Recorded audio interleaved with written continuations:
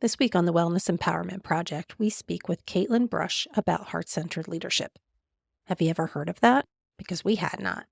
It is about creating psychological safety within your team, learning who you really are, and figuring out what your natural state is, meaning who you are without the stress, the anxiety, even the insecurity, so that you can hold space between a trigger and your response. This will help you to become a better leader, and not only in business, but in your personal relationships. Join us as we dig in with Katelyn.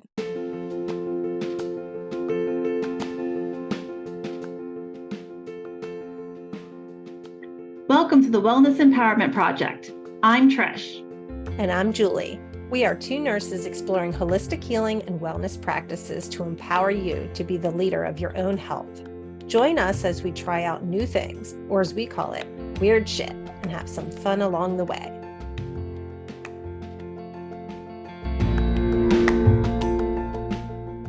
Hello, and welcome to the Wellness Empowerment Project. Today, we have Katelyn, who is a holistic business coach, consultant, and founder of Nurtured Marketing Agency. She has always anchored her roots in using business as a force for good and is a two-time best-selling author and recently published the book Heart-Centered Leadership. Utilizing her background in the holistic healing industry, Katelyn infuses science such as EFT tapping and Ayurveda into modern day business strategies.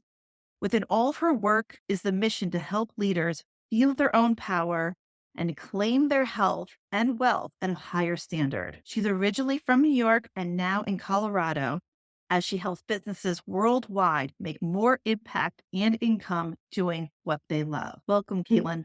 So good to be here. Thanks for having me. I'm excited to chat with you all about empowered wellness and reclaiming health and wealth and leadership and all that good stuff. Hi, Katelyn. I wanted to start us off with, what is heart-centered leadership? So, when we were putting together that book, Heart Centered Leadership, Unique Pathways, Approaches, and Strategies to Leading in a New Way, we were thinking about this new era to leadership, how we're redefining it. One of the comparisons that we came up with as we were brainstorming the title to the book was that there is ego-centered leadership and then there's heart-centered leadership. Egocentric leadership relies on a person's personal goals, their personal desires, and it's a very oftentimes problematic way of leading that doesn't empower and motivate teams and people. It doesn't create movements. It doesn't build community. Whereas heart-centered leadership is connecting through your heart, your soul, your intentions in this world and how you want to inspire people. That creates a whole other level of motivation, of productivity, of innovation, very full spectrum. It touches every area of life. I feel like that could be at odds with other people that you may be in leadership roles with. Do you find that can be a challenging aspect to approaching leading teams in that way? Yeah, you mean if values and goals aren't lined up? Yes. Yeah. That this is where it starts with one person. We can't be attached to the goal of changing somebody else, but we can focus on changing ourselves and how we show up. Yeah, it might be at odds with how somebody else might approach leadership or approach the workplace. That's realistic. We're human. We're so human. Even when we are practicing heart centered leadership and we're doing our best every day, we're going to have off days. We're going to have seasons of life that are really challenging. We're going to feel disconnected from ourselves. But the first step to heart centered leadership is connecting with ourselves, our values, the way we desire to show up in the world. From there, it's also surrender and acceptance, not trying to force or change or be right. That comes from the mind, that comes from the ego. When there is somebody that you might clash with, if we're really practicing heart-centered leadership, we're not attached to being right. We'd be open to talking to that person, we'd be open to co-creating with them, and we'd implement practices. There's something called nonviolent communication, which also popped into my head with that question. Nonviolent communication is a really great skill set for leaders to develop in scenarios like that. Can you tell us more about nonviolent communication? Because my brain immediately goes to, okay, if you have nonviolent communication, then is there violent communication? I feel like we've all encountered that, but curious if you could expand on that a little bit more. Yes, there's definitely violent communication. That's a great question. Yeah, there is the opposite. There is violent communication, right? There's combative, there's people who are just not open to change, people who are going into a situation pointing fingers, and that's violent. That's throwing daggers with your words. It does create harm. And the goal with nonviolent communication is to decrease harm. There is a book called Nonviolent Communication. There's also programs that teach it. The book is by Marshall Rosenberg.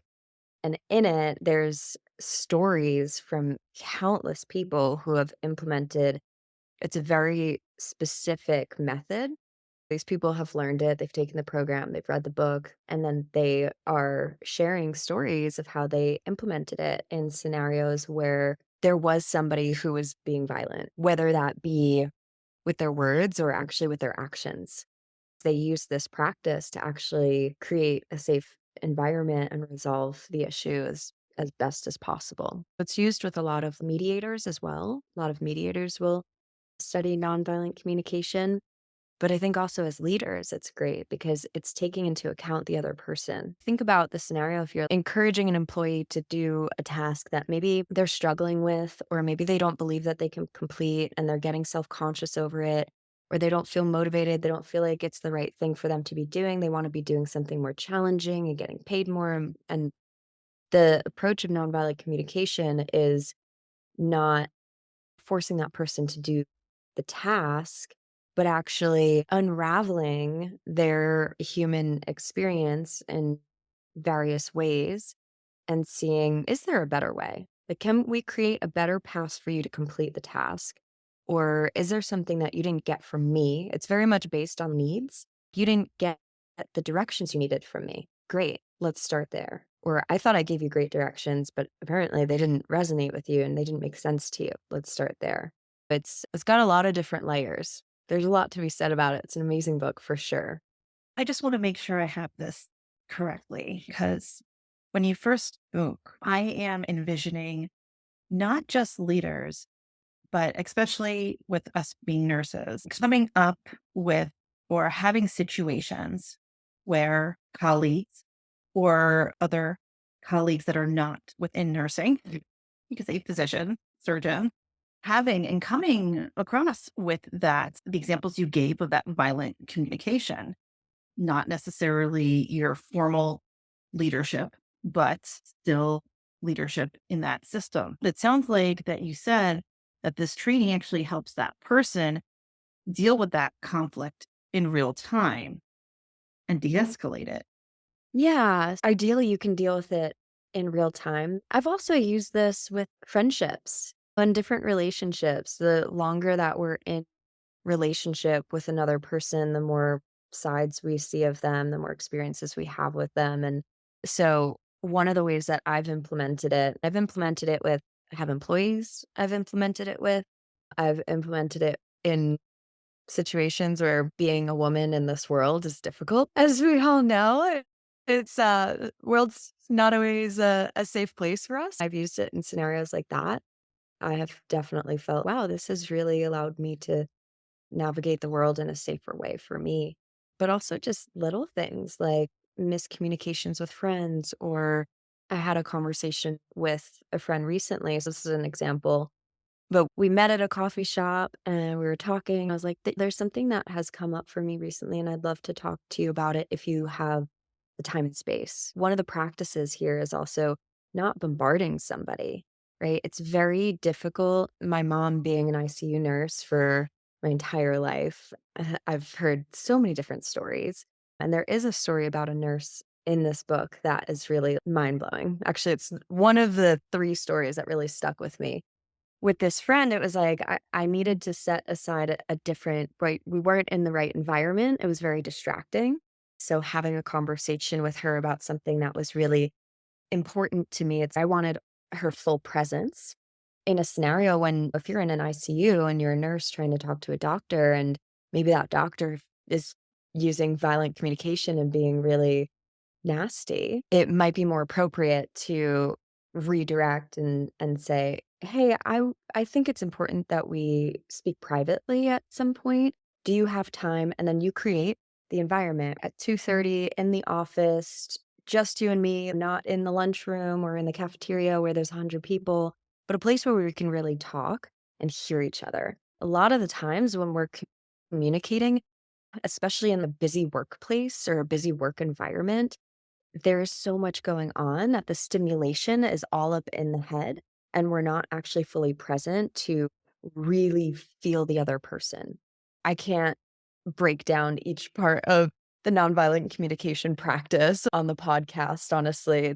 More it's integrated for me a bit more where I've found my own authentic flow to it rather than step 1, step 2, step 3. It gets to evolve in different ways for different relationships and different intimacy levels. I wouldn't feel comfortable being vulnerable about my lived experience with a complete stranger if I needed to use nonviolent communication, but with a friend, I can position that conversation of we've known each other for a really long time and I feel this way about our relationship. Like I feel that we have a really great friendship.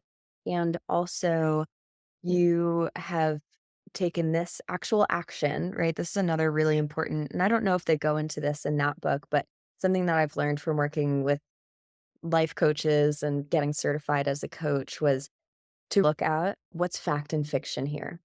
What is an actual fact that if the way my first life coach ever said to me was like, if a cop was here and you had to report what happened, they're so particular. If you've ever reported any incident, they don't want to hear any of the fiction or any of the, I think they might do this, they might do that, they might this. They can't take that information. They have to take the actual fact. This person showed up at 2:08 p.m. They parked here, or they did this, they walked there, like actual things. This is another piece of communication with our people is taking responsibility of what's my perception of what you did or what you said or how you said it, when you said it, why you said it, versus the actual facts of the situation. You gave a lot of great information there. That's something so many people can relate to, especially, and I remember noticing this even as a manager, is finding out how many situations blew up, for lack of a better word, because people wouldn't take that time and space to get off and to get away and to continue the conversation in another location at another time. Especially when you talked about the location, it's you're bombarded. You said the ICU, but a lot of different environments in the hospitals, that's why we talk about alarm fatigue. You're just constantly bombarded with noises and sounds. There's something to be said about taking that pause, taking and getting out of that space to create essentially a different environment to continue that conversation. Think about the nervous system. Nervous system has fight, flight, or freeze. When we go into a space that's really, there's alarms going off, our nervous system is actually reacting to that, whether we're conscious of it or not. You might feel like, it doesn't really affect me. I hear these alarms all day long, or it doesn't really affect me. I grew up in a home where everyone was screaming all the time, or it doesn't affect me. I dealt with this for so long. Especially, I see this a lot when I go back to New York. New Yorkers love to, and East Coasters too, but especially New Yorkers are like rough and tough. Like, nothing bothers me. I'm fine. I can just push through. I've got tough skin. And it's like, you do. And also, your body's responding to this, whether you are shoving those emotions down or not. You're already heightened, you're already stimulated. You're not sitting on a pile of moss in the middle of the forest with birds chirping. Your nervous system is in a very different space than that. And it's going to want to fight, flight, or freeze. That's not actually your true desired response. You're not actually connected to yourself in that moment either. You're connected to your self defense mechanism. Yeah. I think you put it best where just because we're numb to it doesn't mean it's not affecting us.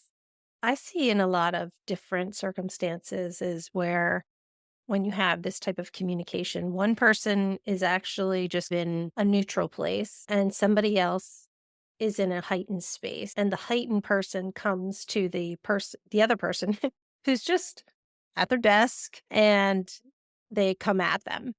I see is that most people they're taken off guard and they don't feel empowered to be able to say, is this something that we need to discuss right now?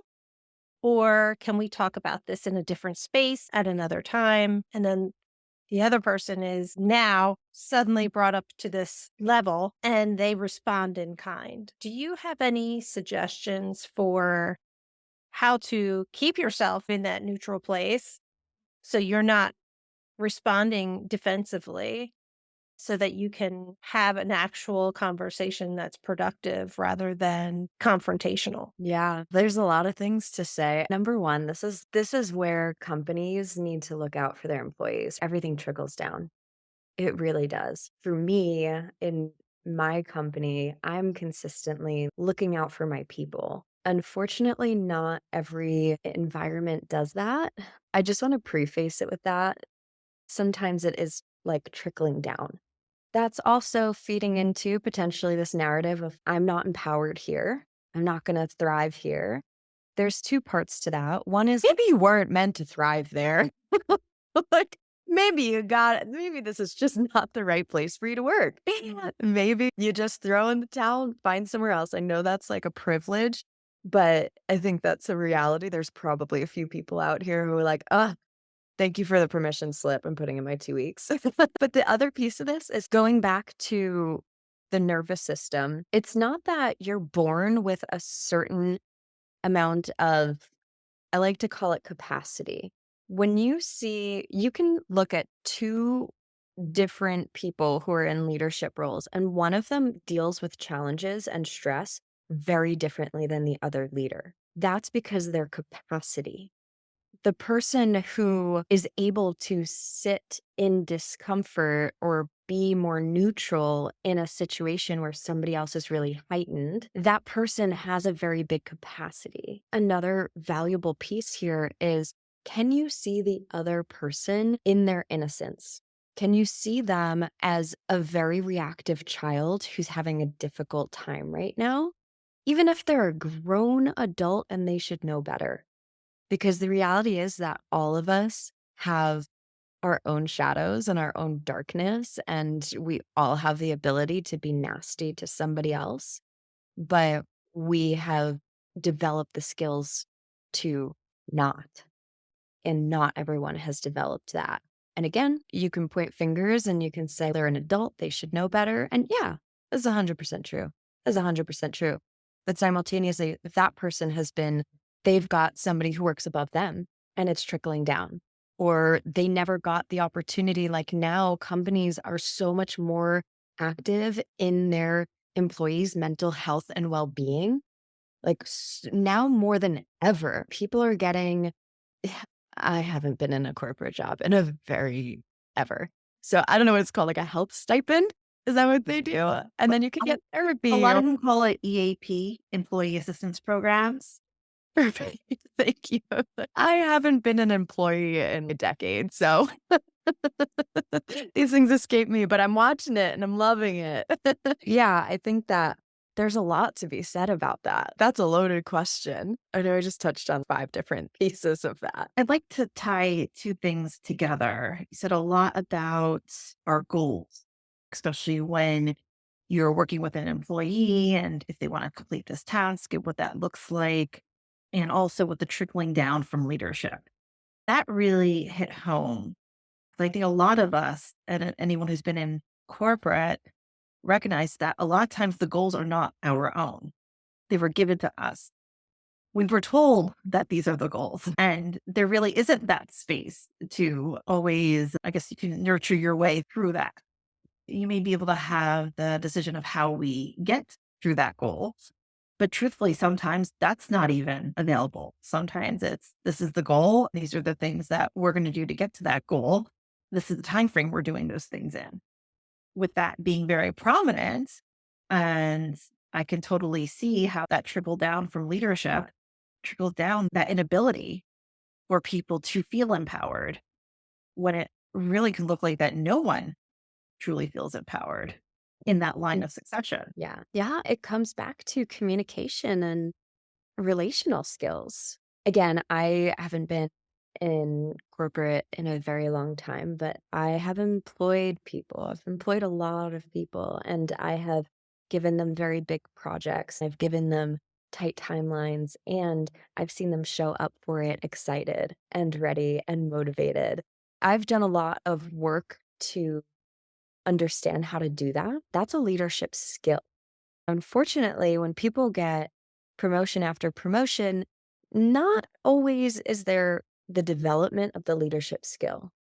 But there are people out there. And honestly, one of them is my mom. My mom taught me so much about leadership. Even today, if I'm struggling with something, there's some kind of conflict and I need to resolve it. Maybe I'm feeling heightened because somebody came at me and I need to step back and be like, okay, who do I want to be in this situation? This is not about the other person. There's a number of times when I call my mom and I say, I'm dealing with this thing. I need a little support to make sure that I'm not being reactive. I pause.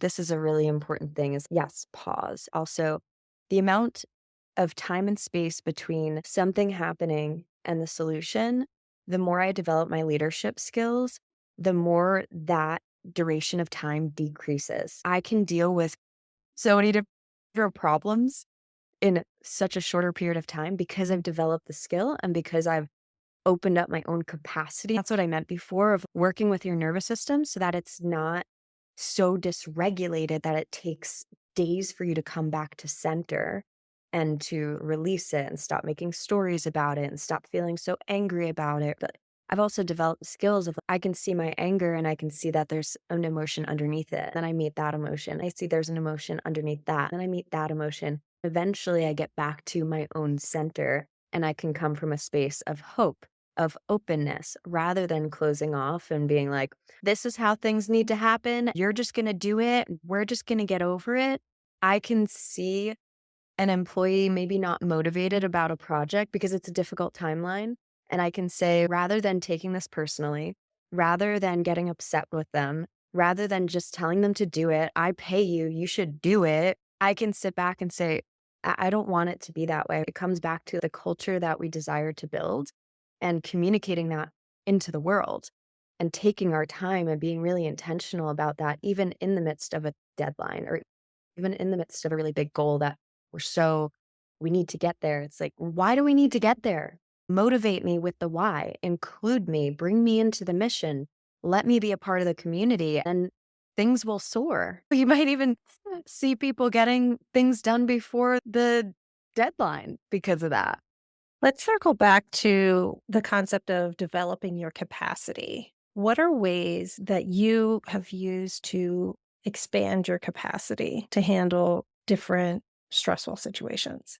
The first thing that comes to mind, that's an awesome question. The first thing that comes to mind is neutralizing things in the sense of rather than labeling them as good or bad or right or wrong. Gosh, this quote is coming to me, but I'm blanking on where it's from. But out on the field of right or wrong, I will meet you above. When we are above right or wrong, we're just seeing things like little blobs. You're looking at a map and you can see the top of a tree, you can see the top of a house. You can't really tell what it looks like. You can't see the details. You just see it. It's just there. There's nothing that's blocking it. There's nothing that's making a story about the situation. And this, I think, is the first step to being like, okay, I can deal with this because I have faith. I'm a person who really believes in God, the universe, higher power, destiny, faith. Honestly, if I didn't have that, I would lose my mind in a lot of situations. But I'm able to go into countless situations, even when they seem so freaking difficult, and say, there's got to be a point here. I notice for myself, I juggle a lot of different projects. I navigate a lot of different things, and sometimes they don't go as planned. There's that other saying, God laughs at your plans. And if that's the case, then I trust that God's got something better. Rejection is redirection, or it's protection.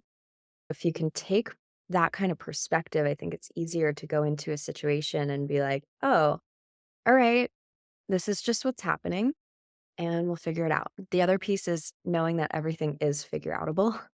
There is a solution to everything. If you trust those things, it's a lot easier to navigate them. But in addition to that, to going to the nervous system and building capacity, it's a matter of learning to bring yourself similar to what I was saying before of in the past, it might have taken me 2 days to find the solution to the same kind of problem that I might deal with today in an hour or 2 minutes. It's practice, but it's also I use things like EFT, which help with the nervous system, which help with the body response. Your body's having an actual response when you get triggered or you get these heightened emotions or you feel concerned about what's happening. I do a lot of practices like that to train my nervous system. Okay, you're not dying. You're not running from a tiger. There's just Suzanne who is really upset that her Cheetos got stuck in the vending machine. This time, but if I don't have the capacity to deal with Suzanne screaming at the vending machine, I might be like, Suzanne, what the heck? It's just Cheetos. I'll buy you another bag. I don't know why this example came. If there's a Suzanne that's listening, we love you. I'm glad you brought up the EFT. It's going back to your our intro. You also spoke about Ayurveda, and I'd love to hear how do you bring Ayurveda into business strategies? Yeah. For those who don't know, Ayurveda is the sister science of yoga. It's a medical system. It's over 5,000 years old. It has so much wisdom in it, similar to Chinese medicine. There is a great debate of what came first, Chinese medicine or Ayurveda. There's a lot of different sciences that we have today or studies that we have today that have proven a lot of the things that Ayurveda and Chinese medicine have said thousands of years. One of the things that Ayurveda says is that it's a science of life. It's meant to be a holistic medicine. It's meant to be infused into everything we do, how we do it, how we approach it. It looks at us as these we have these blueprints. We have our genetic blueprint, how we were born, our DNA, how our bodies are meant to be formed, how they're meant to function.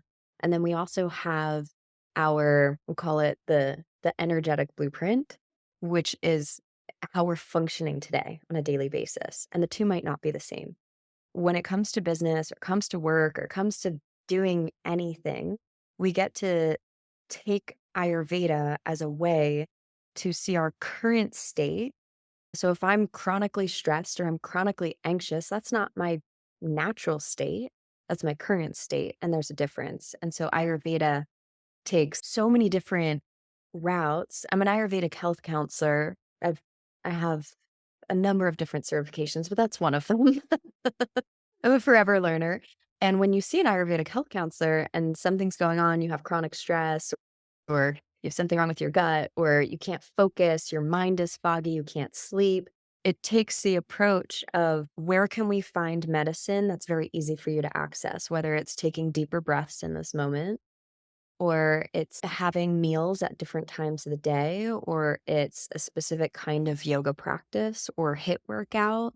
When I take it to work with clients, the reason I started doing that was because I was in marketing for a long time and I had clients who were very foggy. They couldn't remember things, or they were so stressed out that people would actually tell me as the marketer, like, I want to work with this person. I want to be a consistent client, but they're so stressed out, it stresses me out. And so I started taking that approach and blending Ayurveda into business strategy in efforts to help people be better leaders and be more connected with themselves. Through that, I find that it's a lot easier to run a business because you're not running after the ball. You're not chronically stressed out. You're not any number of other things that can be dealt with by infusing Ayurveda into your daily life. That sounds like those are some of the strategies that you use to actually develop that capacity. Yeah, absolutely. Yeah. The thing that I love about Ayurveda and learning about it is that one, we're actually pretty much everyone I've ever met has been practicing Ayurveda unconsciously. That's how simple it can be. And of course, there's ways that people have been going against Ayurvedic practices and yes, over 5,000 years old. Some of the practices are just not realistic for today's age, right? We need a modern approach to it. But yeah, it's one of the things that I love is that I can very easily see when I am not in my natural state. And I can see the spectrum of that, like how far out am I? Right? If we were to call it like equilibrium or alignment with our natural state and like our best selves, our healthiest selves, I can see like just how far out I am. And that can be by looking at my tongue and studying my tongue, because there's ways to read your tongue. Taking my pulse, I can see it in how quick my mind is to get distracted or to get into a state of focus. It's really helpful. There's so many tools that we can use to build the capacity, but I think again, it's all of this starts with knowing ourselves and knowing what's true to us. That's what I love about Ayurveda is it's looking at you and it's saying what's true to you, what's right for you, what's your natural state. The last sentence you just said, what is your natural state? I feel like that's huge because so many people, I don't think, know what their natural state is because there's this push to work in this environment, do these certain things, complete these tasks. Even like you said earlier, hey, this may not be the work environment for you. So if someone has that initial question, what is my natural state? What are a couple things that someone can do to start to discover what their natural state is, especially when you're just not sure? Yeah, that's a great question. The first typical answer is to say, take a dosha quiz. Dosha is spelled DOSHA, and you can take a dosha quiz on banyanbotanicals.com. But the other thing that I think is really important before you even take that quiz is to know that it's going to be biased because you're taking the quiz. There's a lot of questions on there, but you have a certain way you perceive yourself. The important thing is to know what like, if we're trying to understand your unique genetic blueprint, your natural state, we would actually take a look at your entire lifespan and we'd be asking these questions from what has been the most like normal, quote unquote, and what's been the most natural. There's different seasons of life. If you take one of those quizzes and you answer it from the perspective of what you've been experiencing over the last 3 to 6 months, that's more of your energetic blueprint. That's more of your current state, what's going on in the body currently. It might be picking up on imbalances. The first time I did a dosha quiz, I got the complete opposite answer of what's actually true for my natural state because I was so out of balance when I took it. And so I think it's good to, yeah, get a professional perspective if you can. And also maybe take the quiz 2 times and do one that's more your long term and one that's more your short term. You'll start to get those comparisons. It's a nice big reflection. There's also physical aspects of your body that can be studied to say, oh, you have this color eyes naturally, this color hair naturally. The shape of your palm is more square or it's longer. Your fingers are longer and more slender, or your fingers are shorter and more round. Certain things to that nature are ways that we figure out somebody's natural blueprint. There's a quote that comes to my mind when it comes to leadership that you need to be able to manage yourself before you can manage others. That is something that I constantly remind myself of when I'm in different situations with staff members or colleagues and things like that. What I'm hearing you say is to develop the leadership skills within yourself, you need to learn who you are and to figure out how to cut down the noise of life to find that natural state, that flow state or that alignment so that when life happens, which it happens to all of us, that you at least have the awareness of where you are versus where that alignment is so that you can have those better responses. Yeah, big time. Yeah, it's very hard to know what your natural state is if you avoid it or if you distract yourself with every other potential distraction out there. I find that sometimes, especially as caretakers and people who have really big hearts and really want to help other people, sometimes the focus is so external that you almost forget what's going on internally, or might even forget what your opinion is on something, or if you do want to do something, or if you're just doing it because somebody else wants to do it and you want to see them happy. So there's definitely a lot of continual soul searching. The work is never done on that aspect. I think that's also where it's good to look at leadership as practice. I'm continually practicing being a good leader. And there are going to be days when my muscles are sore and it's harder to get out onto the field and really give it my all. There's going to be days when I'm so energized and I'm so clear and I'm on fire and I'm in that flow state, like you said, but always having compassion and just knowing like it is a practice. I love the idea of leadership being a practice. We talk about all of these different practices to level out our nervous system. Trish and I have had many conversations about why it's called a practice, breathing practice, wellness practices, because you're not going to get it perfect. But I haven't heard of leadership being referred to in the same way. There's internal and external pressures that leaders are supposed to know everything. And when you think about that, it doesn't really make sense. When you think about some of the best leaders that you've worked with, they weren't perfect. They didn't always have all the answers, but they handled situations in certain kinds of ways. But there is some level of expectation, even within yourself as a leader and externally, of you got to get it right.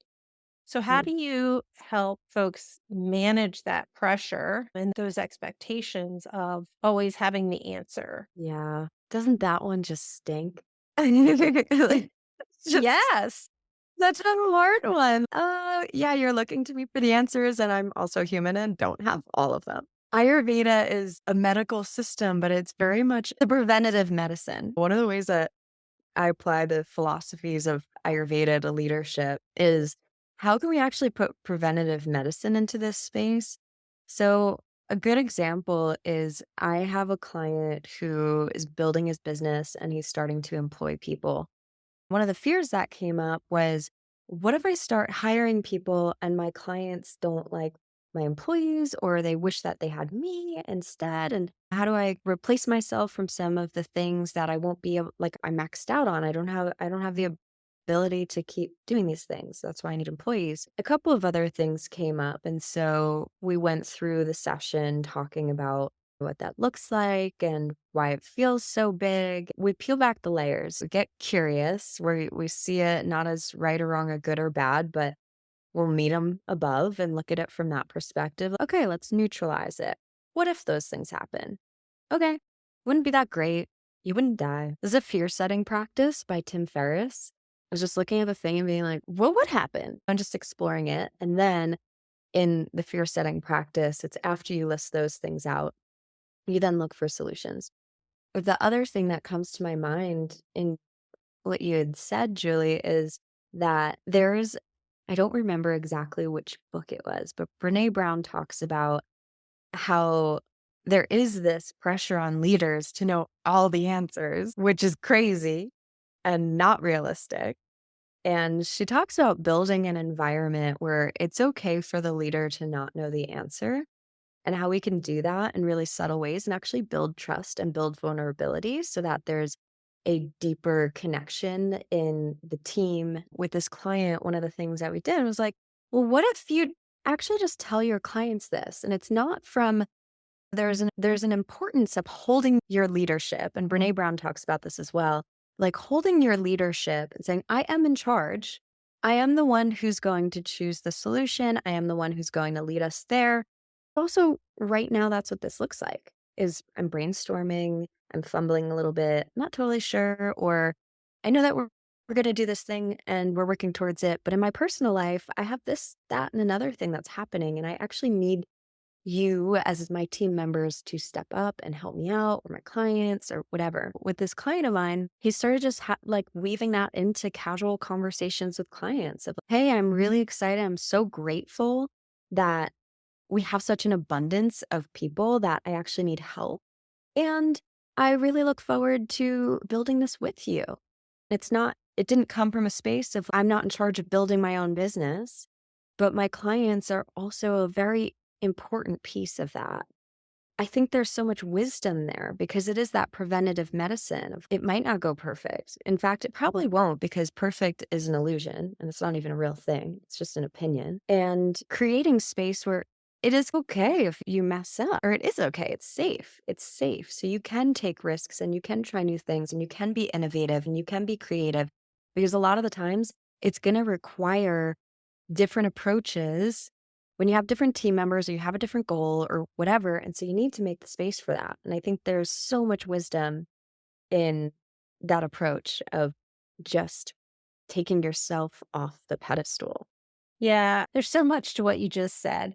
When you're building a culture amongst a team or within your industry, it takes time. And a lot of ways that you as a leader have to approach it are some of those more gentle approaches, conversations to shift culture and to create that safety net for people to feel like they can show up as themselves, as unique individuals, and that their inputs are valued and appreciated, and it doesn't happen overnight. That can be really challenging when you walk into a culture that really needs to change. It takes a long time to change a culture, and having that patience and that space to develop that within your team and your frontline leaders to get to that place where you have that capacity for people to be human and to show up in their own way. Yeah. It's almost this energy of like soft power, not seeing power as pushing or forcing, but totally changing the narrative of what power gets to look like. Yeah. I think that if you turn that around to how you're leading yourself, that kindness, that gentleness in figuring out what you need for yourself. It's like that internal voice can berate you, and that may get you disciplined for a period of time, but it does not last over the long haul. I want to thank you for your time today. You've brought a lot of things to light, a lot of things to consider. I love that you have developed systems and ways to bring these different practices into leadership and leadership of yourself and leadership of others. Yeah, thank you for having me today. It was so good talking to each of you. We dug into a lot of really great things. I hope that it really landed with your listeners and that they got so much out of it. Caitlin, before we close, can you please share who do you work with and how can our listeners best find you? Yeah, I'm an Instagram girly. It's my favorite social media platform.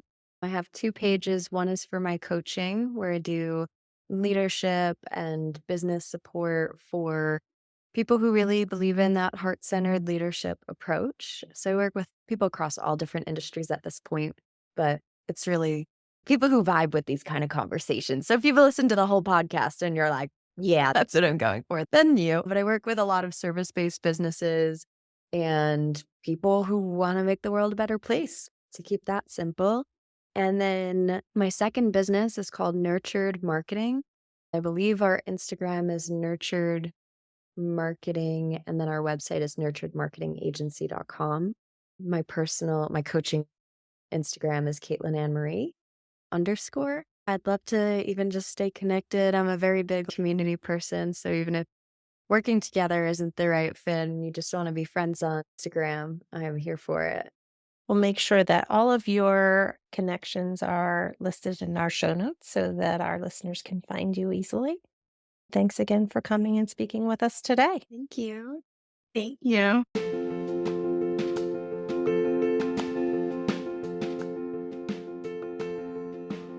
Thanks for joining. If you enjoyed this episode, please follow, subscribe, and share with a friend. Want to learn more about a specific topic? Drop us a line on our website and we can explore it deeper with you.